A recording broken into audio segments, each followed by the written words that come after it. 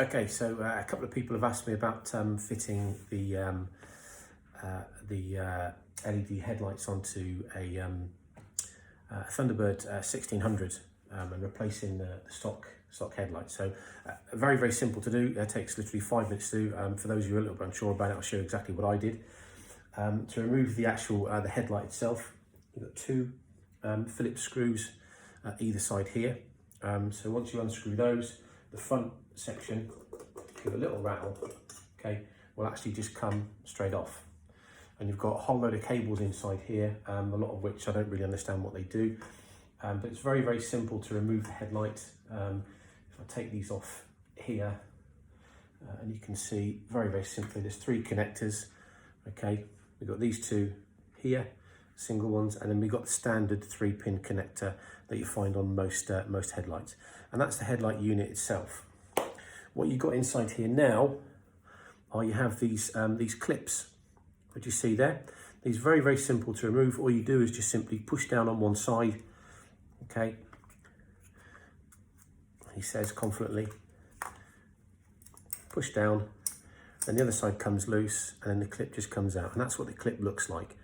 Okay, you don't need to worry about the orientation about holding it somewhere because they're fairly easy to put back in. So there's 4 of those.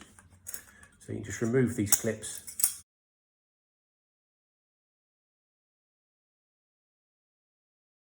And that's your clips coming out. So your headlight unit will then simply lift out, okay? So that's the actual headlight, and there's your surround. So the one I'm replacing it with, it's come recommended by a few people, is this one. This is the Wizamic 5 3/4 inch halo LED projector headlight. This one has actually got the halo band on it as well. You know, you get your high beam and your low beam in there. So the unit itself, take it out. Okay, so that's the unit.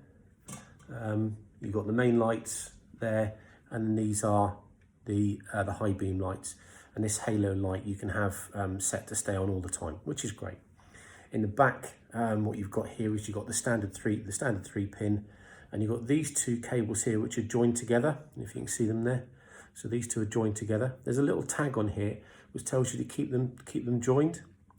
If you keep them joined, what that means is that as soon as you turn your ignition on, the halo will come on automatically. If you disconnect these, the halo will not come on. So it's up to you, it's your choice what you choose to do with it, okay?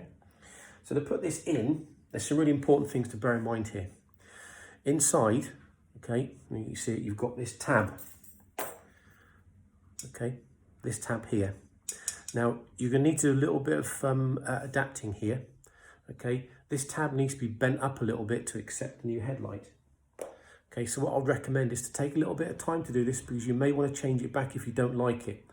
To get a good pair of pliers and to make sure you just bend it nicely up, not by this end piece because it may snap, but by the whole unit, the whole thing, okay, to try and bend it up.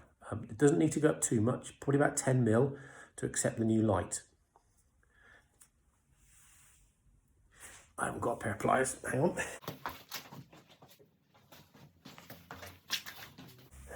Okay, so we need to make sure that you bend the whole thing up and not just the end piece because that will weaken it. And try and keep it as straight as you possibly can. Okay, only really needs to go up. It's difficult to see from that angle. I suppose there, about that much. Okay, to enable you to actually fit the light unit in. Okay, now this tab here, that tab is actually the top. Okay, and on the light unit, the new light unit here, you've got text on the very, very top here. Okay, you've got text on the top in the glass. So that's the top part, which should tie up with your tab.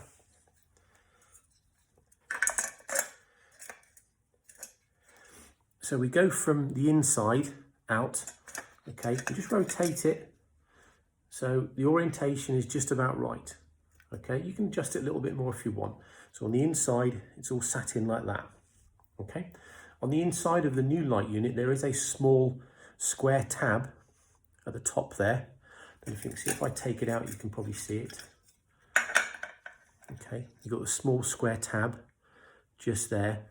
Okay, that is the top. So if you line that up from the inside with the tab itself, okay, then you're pretty much orientated just about right. All you then need to do, okay, is refit these. So what I also worked out with these tabs, okay, is that if you choose to remove this light unit and put the original one back in, then these tabs will be a little bit loose. Okay, the way to get them to fit back, okay, is all you need to do is to squeeze them back in a little bit, okay, and then they should fit the original light fitting again. Okay, so now we've got all of those fits, those clips back in. As you can see, it's really quite sturdy and it's quite secure in there. I've seen some videos of people finding these very loose and they're fitting weather sheet or weather seal around here. It's not really necessary if you actually fit the clips in properly, because it will push in quite tight, okay? And it's nice and secure and won't rattle, okay? Now, the simple thing with this is, all you need to do is to plug this back in. That's it there. Remember to keep these two together. You don't need to separate them if you want this halo to work.